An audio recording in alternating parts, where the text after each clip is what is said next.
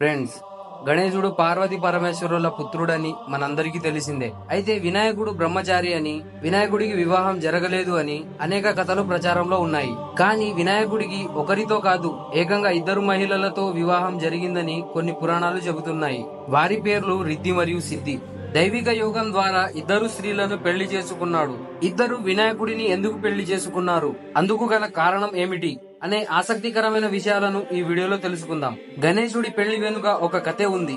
అదేంటంటే వినాయకుడు తన శరీర ఆకృతి గురించి ఆలోచిస్తూ తపస్సు చేయడం ప్రారంభించాడు. ఆ సమయంలో తులసి అక్కడికి వెళ్లి తనని చూసి మైమరిచిపోయి గణేశుడిని పెళ్లి చేసుకోవాలనే కోరికను వ్యక్తపరిచినట్టు పురాణాలు చెబుతున్నాయి. కానీ గణేశుడు బ్రహ్మచారి అని పెళ్లికి అంగీకరించలేదు. దాంతో కోపాద్రిక్తులైన తులసి గణేశుడికి ఒకటి కాదు, ఏకంగా 2 పెళ్లిళ్లు చేసుకోవాలని శపించింది.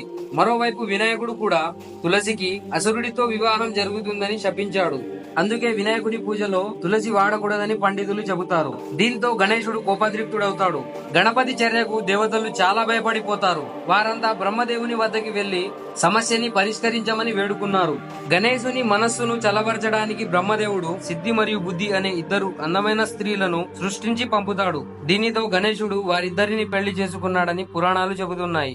సిద్ధి అంటే సంపద, శ్రేయస్సు, ఆధ్యాత్మిక శక్తి. బుద్ధి అంటే జ్ఞానం అని. వినాయకుడిని పూజిస్తే బుద్ధి, వినాయకుడి అనుగ్రహంతో సిద్ధి లభిస్తుందని అంటారు.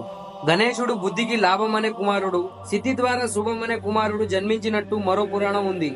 మరో కథనం ప్రకారం వినాయకుడు తన రూపం, ఆకారంపై కోపంతో తను బ్రహ్మచారిగా ఉండాలని కోరుకున్నాడు. ఎందుకంటే తన పొట్ట ముందుకు చొచ్చుకుని వచ్చింది, తన ముఖం కూడా ఏనుగు రూపంలో ఉంది.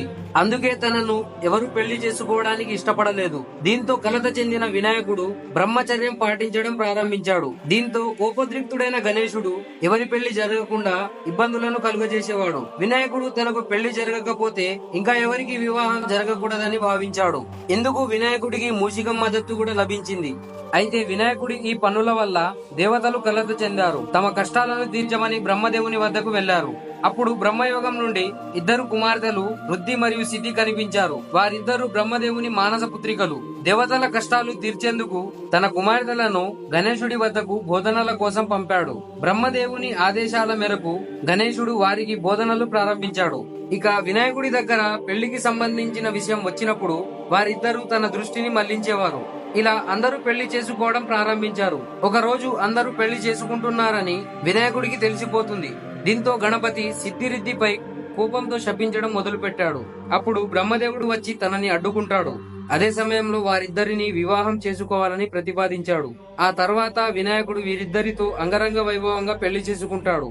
ఆ తర్వాత వీరికి ఇద్దరు కుమారులు జన్మించారు. వారి పేర్లు శుభం మరియు లాభం. వీడియో మీకు నచ్చిందని అనుకుంటున్నాను. వీడియో కనుక నచ్చినట్లయితే ఛానల్ ని సబ్స్క్రైబ్ చేసుకొని బెల్ ఐకాన్ ని ఆన్ చేసుకోండి. Thank you friends, thank you for watching.